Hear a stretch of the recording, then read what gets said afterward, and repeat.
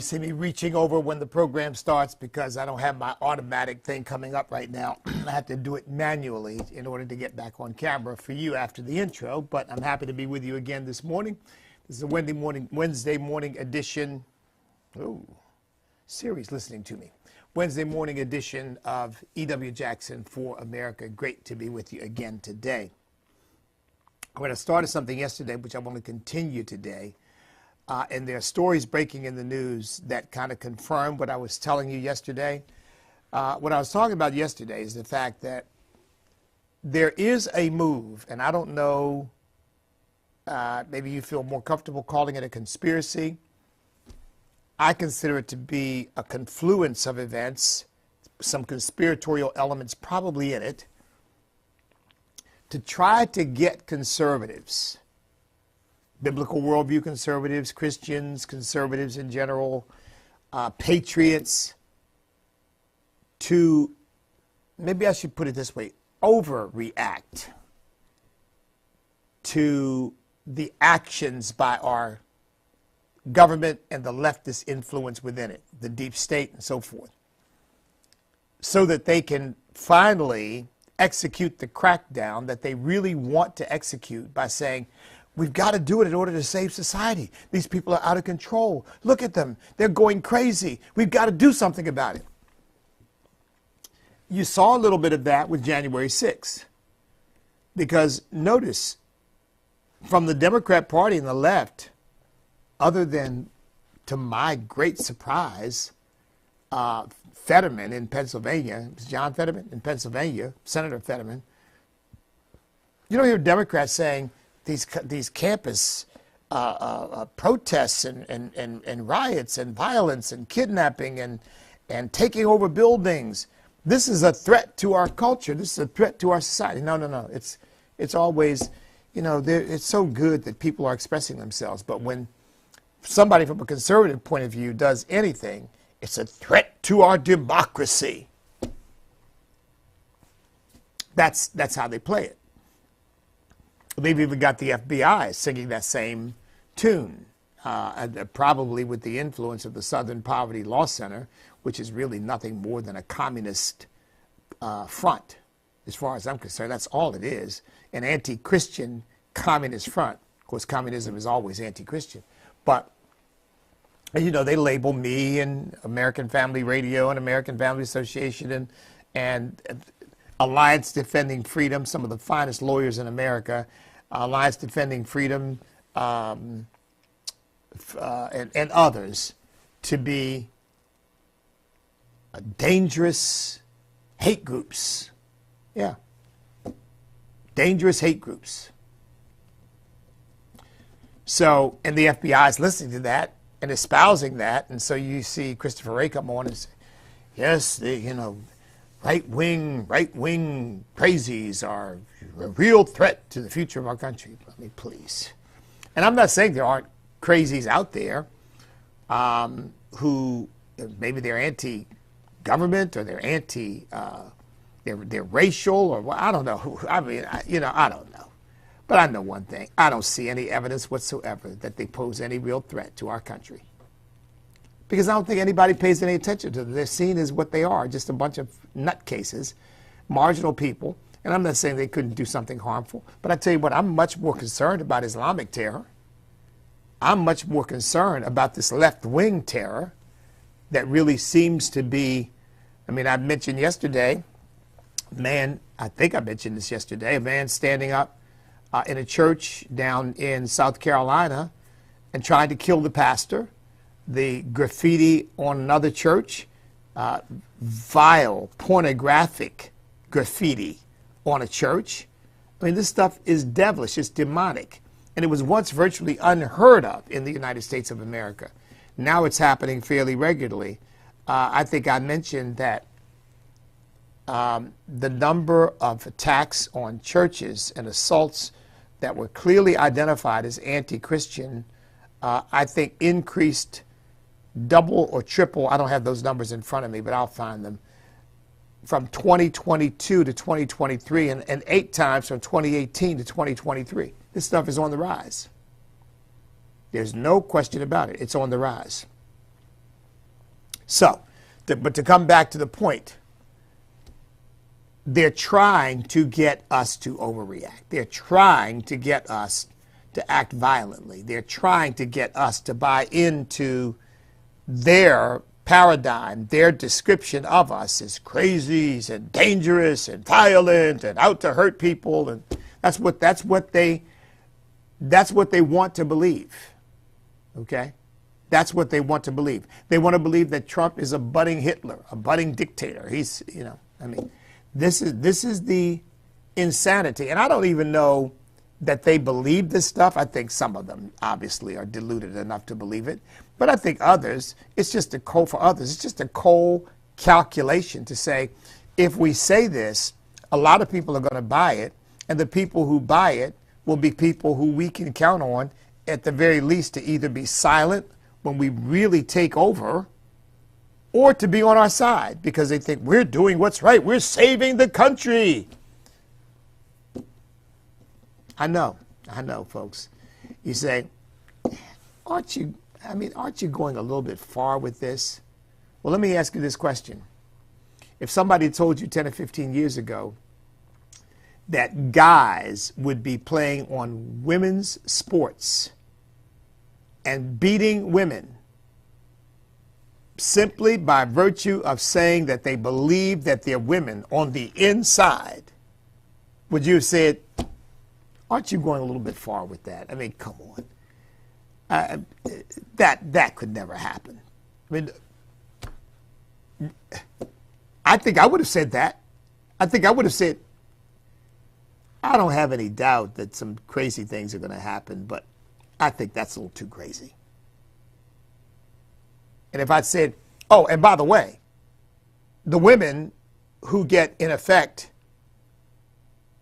virtually assaulted, or certainly insulted, by a guy in their locker room, in their shower, with full male genitalia, in some cases even aroused by the presence of women in the place with him, would be told that there's something wrong with them for objecting to having the guy in the shower, in the locker room, because he claims he's a woman. And so you have to treat him like a woman. He is a woman.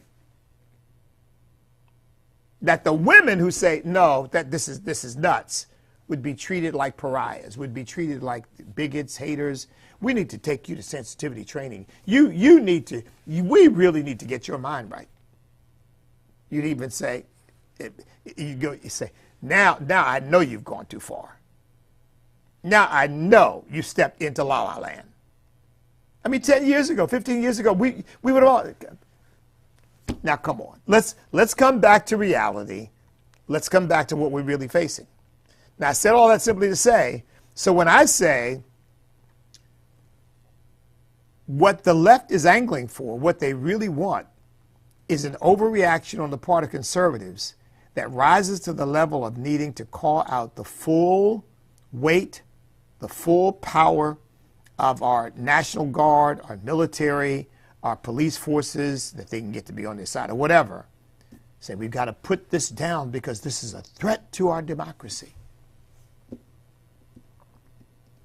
Now, right now, at this moment, you may say, yeah, but that's going a little far. I wonder, will we be saying that 5 years from now? Will we be saying that 10 years from now, depending on what Donald Trump can do if he gets reelected? Will we be saying that 15 years from now? Or will we be saying, if I had said this to you 15 years ago, you'd have said, oh, come on, that's going a little bit too far. Now here we are. See, because my analysis is based upon this truth. What the left really wants is power. That is their idol.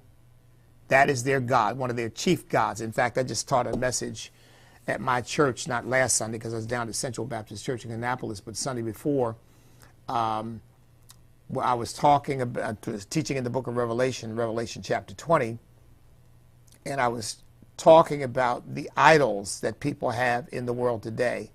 And I mentioned power and money as the number one, number two idols. Now, there are others. I talked about fame. I talked about sex. I talked about race. All these things that people worship, that these are their true gods. These are their true religions. Well, power is number one for the Democrat Party and the left. It always is, because that's what they want. See, we conservatives, particularly biblical worldview conservatives, we don't want power over people. That's not something that we live to have. We want freedom to live our own lives the way we see fit. That's all. We want power over other people.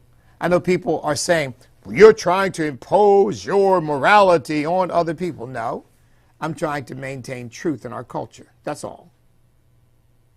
And the truth is that a man can't be a woman and a woman can't be a man, and they can't transition from one to the other. It's impossible. Because every cell in their body cries out, either you are male or female, and that cannot be changed. Hormones can't change it, operations can't change it, and certainly psychological manipulations can't change it. Now, that's just the truth. And I'm not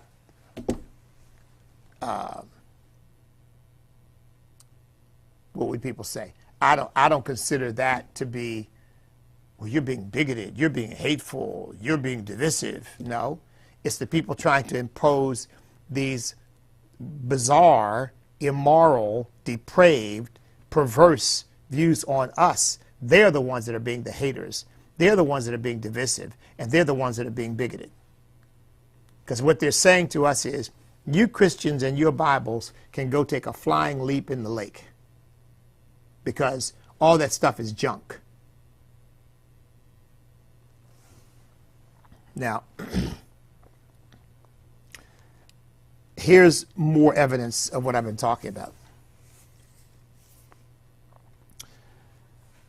And I haven't talked much about the Donald Trump trial because, sadly, to me, it's a sideshow, and it is. In fact, let me back up and say something first about being a Christian and supporting Donald Trump, so that I clarify this for all of you who are Christians, because I know we're going to get attacked more and more. How can you Christians support Donald Trump? Look at the kind of person he is. Here's number one. I'm not electing a pastor. I'm electing a president. That's number one. And number two, I have evidence of what kind of president he will be, because he's already served 4 years as president. So I know what his track record is. I at least have a rational basis for supporting him. Did he become a dictator? No. Did he end democracy? No. So all of that stuff is just a bunch of weird, wild, crazy leftist smearing, trying to scare people into not voting for Donald Trump. Well, what about these things that he did? And what about Stormy Daniels? And what about the things that he said that he got recorded saying? Well, look, everybody's got a past. Everybody's got a past. Now, because I'm not a Donald Trump, some of the things I said before I got saved weren't recorded. Nobody can conjure those up and say, look at what he said. But, man, I'd shudder to think if people had recordings of some of the things I might have said in private. I don't know. What can I say? I was a sinner, straight up. Doing all the things that sinners do. Certainly not doing anything based upon moral conviction or conscience or compunction. Not doing some things because I didn't want to get into trouble, or because I didn't want to ruin my life or commit suicide, or so there's some things frankly, I was just afraid to do. I was always afraid of powdered drugs. I was always afraid of heroin, cocaine, because I saw the things that those things did to people. I just, oh man, whoa. But it doesn't mean I didn't have my share of alcohol. And I won't go into the list, but you get my point. Everybody's got a past. Some raised a little bit more strictly than others. Some lived a little bit more strictly than others. I mean, I like to, when I hear Andrew Womack talking about how sheltered he was from the sins of the world because of the strict Baptist upbringing that he got, I say, well, God bless him. It wasn't me. That was not my life. I was exposed to all of it pretty much. Now, my daddy raised me well, but once I got into my teenage years, in my early 20s, and started thinking of myself as a man, I kind of,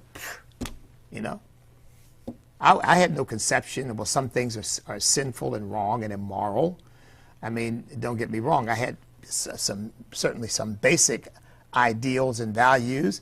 I certainly didn't steal from others because I just thought I was taught that's not manhood. That's not manly to take what belongs to someone else. And I was never a bully. I was never trying to hurt other people to prove somehow my manhood or anything like that. But look, and I'm not trying to get into my own background to justify Donald Trump. All I'm saying is every human being has a past. Every human being has a past. Well, what about his present? I'm only interested in his present as a president. I'm only interested in his present as in terms of the impact he can have on the country for our good, for our well-being. And let me make something clear. If I thought for one scintilla of a second that Donald Trump had aspirations to become a dictator or an Adolf Hitler, I wouldn't support him. I mean, that stuff is preposterous. I can't believe that anybody can look themselves in the mirror and in good conscience say things like that, A, and B, I can't believe that anybody's stupid enough to believe something like that. But, of course, apparently people are that stupid, and people are that lacking in conscience that they know they're lying, or even worse, perhaps they believe it. I know it's not true. I'm not even that. I don't consider that kind of stupid stuff. By the way, I also didn't believe that for Barack Obama. There were people who said the same thing about him. I didn't believe it about him for different reasons. I don't believe it about Donald Trump because I really believe Donald Trump loves this country and wants what's best for Americans, really does care about us. I don't believe that Biden does. I don't believe that Barack Obama did. But I tell you why, I never thought Barack Obama had any aspirations to be a dictator, although I don't think he'd have moral compunctions about it. I just believe that Barack Obama is an effete man. And I say man advisedly. I think Obama's just really, I mean, he's a leftist, but still a bit of a noodle. And in order to do something like that, you've got to have a willingness to put yourself on the line. I don't believe that Barack Obama believes in putting himself on the line. I really don't. I don't believe Barack Obama is a person of courage or a person I don't believe that in that sense that he's a risk taker when it comes to his own personal well-being. And of course, for somebody to try to turn this country into a dictator, they're into a dictatorship. They're putting their lives on the line because there's any number of Americans who, if you tried to pull that, who would kill you. I mean, let's face it, we have a long history as a constitutional republic and individual liberty, and you couldn't do that without knowing that you were putting your life at very, very serious risk, even from somebody on the inside who might see that and say, you know what, I'm not letting you suspend the Constitution and turn this country into a dictatorship. I'm not putting up with that. Now I know I'm not accusing Barack Obama. I said I didn't believe Barack Obama was going to do that or had any aspirations to do that. I don't even believe that about Joe Biden. I do believe that the Democrat Party wants one-party rule. I think that they do want absolute power over this country. I believe that. I think they'd still keep it within a democratic framework, but communist countries have elections, but they know what the outcome is before the election happens. So what difference does it make? Now, I think that's what the Democrat Party wants. But I was not worried about Barack Obama becoming a dictator, and I'm not worried about Donald Trump becoming a dictator. I think these ideas are they're off the wall for different reasons, by the way, because they're different people. But I just never put any credence in those things whatsoever. But that's what they're saying. So we're hearing the judge in this Donald Trump case. Well, let me back up for a second. Let me back up. First of all, this rehearsal of this porn star and the things that she is saying, you know what that means to me? Zero. Well, Bishop Jackson, you're a minister, and you have to, but you know what? Like I said, I mean, it's in the past. They're trying to bring down Donald Trump, and they're going to conjure up anything they think they can in order to do that. And I just think it's a travesty. So as far as I'm concerned, the whole thing is a scam. It's a sham. It's completely worthless. It's completely valueless. And nothing that they're saying about Donald Trump moves me in any way. And not in any way. So that's number one. So I don't care what Stormy Daniels has to say. I don't care what garbage. And this judge is just a joke. This judge is a joke because if he were worth a salt, he would not allow any of that stuff to come in because it doesn't go to in any way to whether, in fact, Donald Trump committed some kind of illegal act. I mean, and get this, in terms of actually reporting an expenditure as a campaign expense as opposed to a personal expense in order to silence Stormy Daniels from talking about whatever their relationship was. And we know that Donald Trump says there was never any intimacy between them. Now, if you ask me, do I believe Donald Trump or I believe Stormy Daniels, I say I believe Donald Trump over Stormy Daniels. Without any question whatsoever. I mean, knowing human fallibility and human foibles and human temptation, understanding that, but I don't believe anything happened. Donald Trump says nothing ever happened. And of course, I think she's going to get on the stand and I wouldn't even want to be there. Listen to that garbage. Because to me, it's probably just her fantasy about what she wanted to happen with Donald Trump, thinking that it was going to change her life.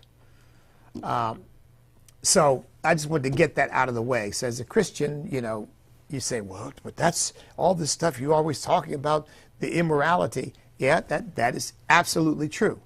But I don't hear Donald Trump running around saying, you know, I think sexual promiscuity is a great thing and we ought to all take pride in it. I don't hear that. I hear that coming from the Democrats and their allies who think homosexuality and gender confusion and having a bunch of drag queen perverts put their hands all over children and giving children hormones. Oh, this is a great thing. Oh, yes, we celebrate this. I mean, they're the ones who are saying that, not Donald Trump. I hear Donald Trump celebrating a sexual promiscuity or perversion. Stormy Daniels probably does. But I hear Donald Trump's espousing that. And that stuff that came up about, you know, the tape that emerged. Look, here again. When people are not saved, there's no telling what they're liable to say to each other.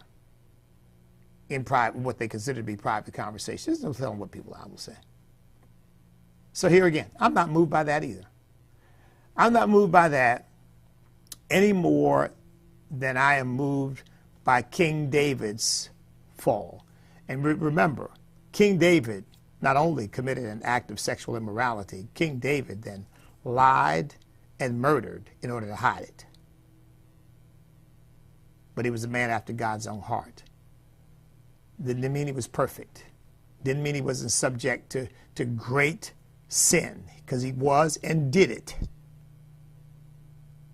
But he was a man that was used by God to accomplish great things for Israel. God forgave him. God restored him. There were consequences, of course, to the things he did. You reap what you sow. But nevertheless, God used him in a mighty way.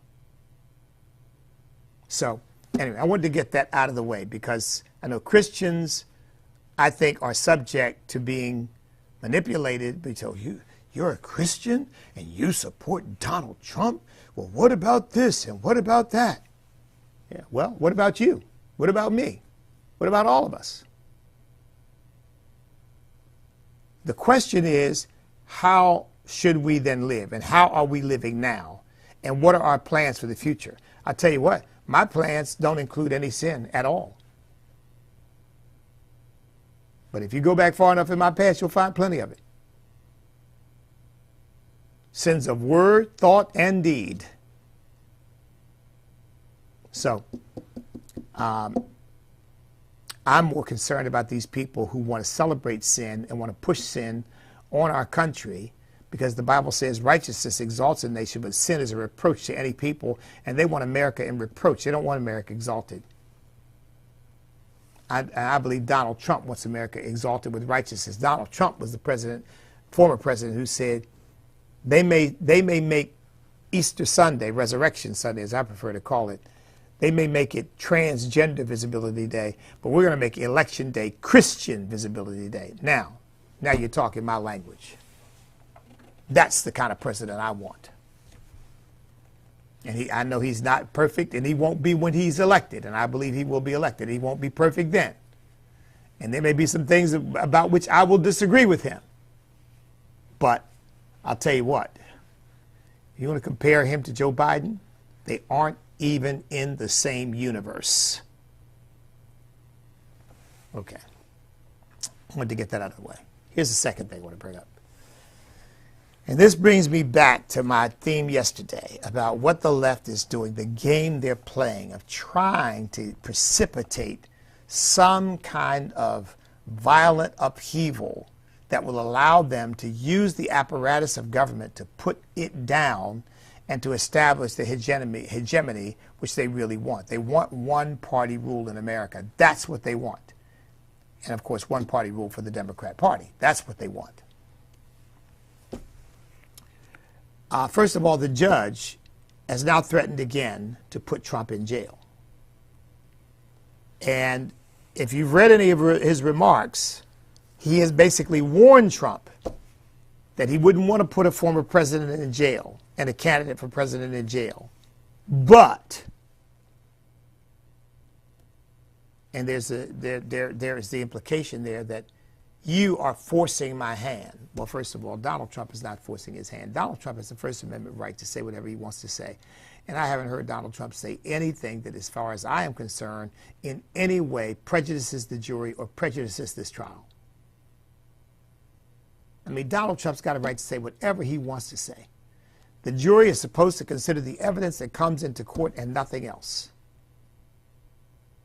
So what Donald Trump says is irrelevant. And the idea of this judge that he can silence Donald Trump and put a gag order on him is, to me, it's utterly preposterous. But it's even worse to then threaten to put him in jail. I mean, you want to fine him? Okay, fine. I believe that all those fines are going to be reversed on appeal, and that little pittance of $1,000 per violation is going to be coming back to Donald Trump anyway. I mean, big money to some of us, but it's a pittance to Donald Trump. So fining him is one thing, okay? Threatening to put him in jail? That is so far out of order and so far out of the mainstream of American legal thought that I'm almost rendered speechless that this is even coming up. You're threatening to put a former president in jail who is running for president right now, and you're threatening to put him in jail, not because he assaulted somebody, not because he killed somebody, not because he did something, violated some criminal statute, but because he's talking and you don't want him to talk? The man's running for president. This judge is so far out of it that how this man even became a judge, he ought to be disrobed. He ought to be, well, is that the proper term? Maybe I shouldn't use that term in these circumstances. But he should be impeached. He should be removed. He shouldn't be on this case anyway because his daughter is a Democrat operative. So that makes him really a Democrat activist, even though technically he may not be doing it himself, but he's clearly in the inner circle of Democrat Party apparatus and thinking. And we know what the inside deal is. Get Donald Trump at all costs. Stop him. Stop him at all costs. And folks, when I say that very advisedly, but I mean it. I mean it. Because I really do believe that there are lots of forces out there. I've compared myself, and of course Donald Trump has probably Donald Trump has 100% name recognition in America. Probably the only people who wouldn't know Donald Trump's name would be maybe very young children whose parents aren't involved or actively engaged in watching the news or politics or anything like that. But he has 100% name recognition among adults in America. And I don't even know, I won't even venture to guess what my level of name recognition is, probably 1% or less. So you can't compare us. I said, but even I, at the level I'm at, okay, have to have security and have to have support around me to protect me because there are people who hate what I'm saying. Are you shocked that I would say they'd stop Donald Trump by whatever means they could? I know you're not. You can't be. So we got to pray for this man. We got to pray for his protection. He's got the Secret Service around him. I don't know whether he has any private security around him as well to sort of enhance Secret Service. They may or may not allow that. But I know one thing. Donald Trump's life is in danger on a daily basis. That I know. That I know. And I don't think this is just from some nutcases running around out there who just think they'd make a name for themselves to hurt Donald Trump. I really believe there are forces at much, much higher levels that would love to try to figure out how to remove him from the scene. Because they're nasty, they're wicked, they're demonic. They have no fundamental moral core. See, like you and I, if somebody said, well, you know what? Somebody said to me, even in private, the way to deal with Joe Biden, somebody just needs to take him out. I'd say, no, we as Christians don't think that way. I don't deal with that. I don't believe that. I believe we pray, we work, we do things by the rules. And by the way, and we honor and respect the dignity of human beings and the right of every human being to live. And say, well, wait a minute, you were just talking about yesterday, I think, about Hitler, about Osama bin Laden. Yeah, there are exceptions, particularly when you come to a time of war. But nobody can convince me that hurting a president, attacking a president, killing a president is somehow an answer. Nobody can convince me of that. But I guarantee you, you look at some of the stuff that the left says about Donald Trump or says about anybody that they don't like, how if some God forbid, some conservative passes away, they dance on their grave and enjoy it. When Ruth Bader Ginsburg died, I was on the radio at the time. I took several days to say, well, I'm not saying anything negative about her. I'm not critiquing anything that she said or did or believed in. Simply because I want to respect the right of the family and others who knew her and loved her on a personal level to grieve. I didn't come on and say, yeah, Ruth Bader Ginsburg is dead. Yeah, I'm so glad. I don't think that way. But I tell you what, a lot of leftists do. You know it. I'm sure you're aware of some of the stuff that they put on Twitter and mainly Twitter, now known as X. But I mean, it's not even unusual. I mean, when I said, kind of said, well, son, this is something that's going to make you better. Going through this is going to make you stronger and better and more resistant to anything else that comes down the pike. Because all we didn't take any medication. Well, I think we later on got some ivermectin and took some of that in the latter stages of it. But I think we were quarantined for about 10 days. We both had, actually, I didn't have a cough. I think all I really had was a fever. I think that was the only thing I had. I didn't have any other symptoms. I had no trouble breathing, anything like that. But folks, little old E.W. Jackson, the left came on social media. He said he wasn't going to get COVID. Now he's got it. I hope he dies. I mean, that's the way they think. I never said that about any leftist. I never said that about any Democrat because I don't think that way. We're Christians. We don't think that way. You see somebody get COVID. I mean, Biden's got COVID. Oh, good. I hope he dies. No, no. I pray for the man. I hope he lives.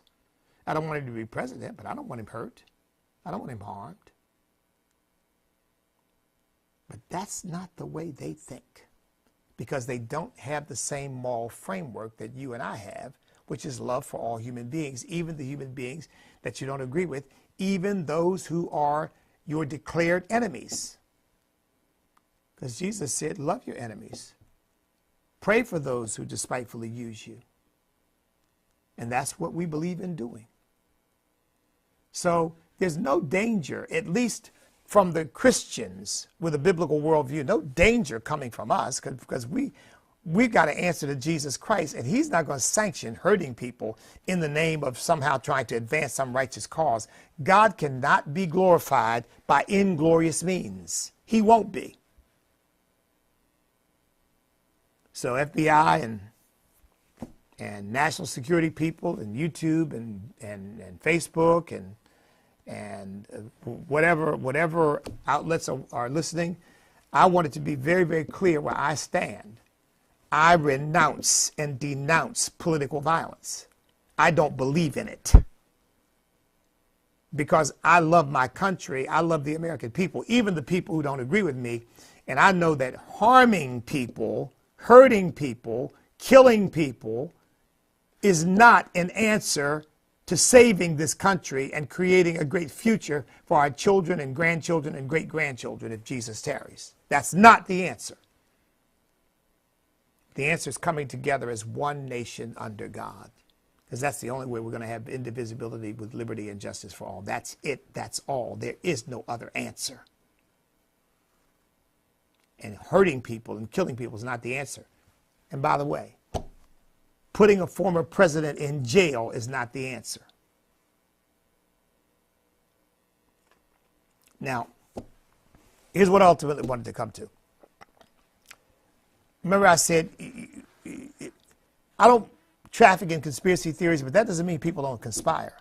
Now, I don't know whether you all caught this. Eric Adams, mayor of New York, was asked by a reporter, and I think this was a plan, well, what if Donald Trump is sent to jail? Eric Adams' answer was, Rikers Island is ready for him. I kid you not, folks. Eric Adams said, Rikers Island is ready for any challenge. But he's sending the signal out that they're already prepared to jail a former president. You think he's saying that for nothing? You think that's just a kind of throwaway line? No. I think they're floating the trial balloon. I think they're trying to see what kind of response are we getting? How are people reacting to that? What's going to happen? Because you see, I think that they believe that throwing Donald Trump in jail will do one of two things, and maybe both. Number one, it will smear him, and it will diminish him in the eyes of many people. Oh, he's a jailbird.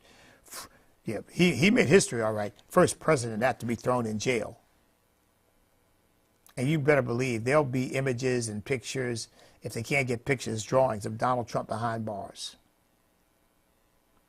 Now, this is unthinkable to me. This is unthinkable.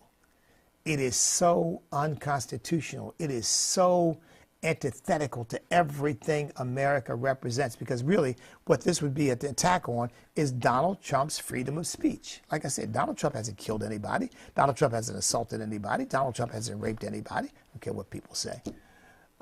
Donald Trump hasn't done that. There's certainly no charges pending against him for any such things. They would be throwing him in jail because of what he says. Now, you talk about a third world banana republic. That's what they do. They put people in prison because they don't like their rhetoric. So they think it'll smear him and it'll make him look bad, and that it'll diminish the level of support and enthusiasm. I think it'll have the opposite effect. I think even more people who maybe aren't that enamored of Donald Trump will say, if you're going to put the man in jail because he's talking, what does that mean for my hope of being treated fairly by the criminal justice system? And I think you'd have a bunch of people rally to his cause who are not rallying right now. But here's the second thing. I think this could be one of those moments that they think, well, you know what, if we put him in jail, maybe all of his supporters will rise up in violence and finally will be able to impose, and I use this term advisedly because this term can mean a lot of different things, okay? But maybe we can impose some version of martial law. Maybe we can then start imposing curfews. Maybe we can then start restricting assemblies. Maybe we can then start restricting freedom of speech because we're in a time of national emergency.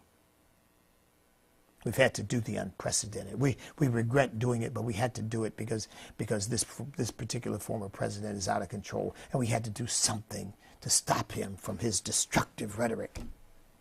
And now his supporters have risen up, confirming all of our worst fears about them, and now we've got to take draconian measures in order to put them in check. Now again, folks, I know. I'm spinning scenarios, okay? But I remind you again, some of the things happening now, 10 years ago, 15 years ago, 5 years ago, in some cases, you would say, oh, that'll never happen. Come on, let's come back to reality. And yet here we are. I want to leave you with this bit of counsel. Don't fall into the trap. Don't fall into the trap. Look, no matter what happens, let's keep fighting the good fight of faith, okay? If Donald Trump is thrown in Rikers, don't load your gun. Don't go get your AR-15 and say, well, that's it. This is war. Come on, don't do that. Not that any of you listening to me would, but there are some people maybe on the fringe of the movement who might think, okay, that's it. That's the last straw. No. We as Christians know that the weapons of our warfare are not carnal, but mighty through God to the pulling down of strongholds, casting down imaginations and every high thing that exalts itself against the knowledge of God, and bringing every thought under obedience to Jesus Christ. If something like that were to happen, our job would be to pray harder, stay in the Word more, get more engaged, more involved, speak up, maybe more forcefully than we ever have before, not with threats of violence, but with courage and inspiration to tell people that our country is being taken away from us, our constitutional republic is being dismantled, and we've got to make sure that doesn't happen. And the way to do that is to get actively engaged and involved in the political life of our country, and to make sure that Donald Trump becomes president of the United States again, in spite of all of the opprobrium and the slander and the vilification and the lies and the innuendos thrown at him and against him, to get out there and make sure that this man becomes president of the United States again, even if he ends up in Rikers. By the way, I don't think that's going to happen, because I think the judge is going to realize, boy, I don't think it's going to happen, but I guarantee you there are people right now plotting and trying to figure out how to get it done. Like I said, the judge has warned that it could happen, and Eric Adams has said Rikers is ready for him, which tells me that there's some discussion behind the scenes about putting Donald Trump in jail. And I think that's just another one of those factors. Some people think, well, yeah, if we do that, maybe, and then they'll erupt, and we can finally put them down the way they need to be put down. We're not going to give them what they want. We're going to seek peace and pursue it. And we're going to win this thing on the high road, as Dr. King said, on the high road of moral excellence. Man, they can't, and right-wing watch and others are always reporting, well, always, but they from time to time report things I say that they think, just sound absolutely horrendous that they, at least from their perspective. But you know what? They never print this. When I say we love them and we pray for them, you'll never see them say, E.W. Jackson says he loves homosexuals, he loves gender confused people, and he prays for them. E.W. Jackson said he would defend their lives if it came to that, if he thought that they were being abused or mistreated or attacked. He would defend their lives. They'll never print that. they don't report that because they don't want people to know that. He's a homophobe. He's a, whatever crazy stuff he's a hater. So whatever they can put out there to confirm their narrative. And they're doing the same thing with Donald Trump right now. Look, no matter what they do, folks, we're going to win. Because you simply can't defeat truth and you can't defeat reality. Jesus said, heaven and earth will pass away, but my words will never pass away. We'll take a moment just before I go to remind you of our Stand Awards dinner, June the 11th at Cornerstone Chapel. And that is, what's that say? 650 Battlefield Parkway Southeast. On June the 11th, 7 p.m. Get your tickets at standamerica.us. That's standamerica.us and sponsor. If you're in a position to sponsor, please choose one of the sponsorship levels and help us. Listen, God bless each and every one of you. Hey, check out Exodus Now, the sequel. It's on the website, standamericapac.us. I haven't had time to promote that much because I've been busy with the dinner. But when the dinner's over, folks, we're going to turn our full attention to this election. Okay? We're going to be doing a lot on the PAC side of this when the dinner is over. The dinner's 501c3 activity. But when we finish with the dinner, we're going to turn full bore into making sure that Donald Trump becomes the next president of the United States. Well, listen, God bless each and every one of you. Stand up, step up, speak up, refuse to back up, because we cannot be defeated if we will not quit. Because we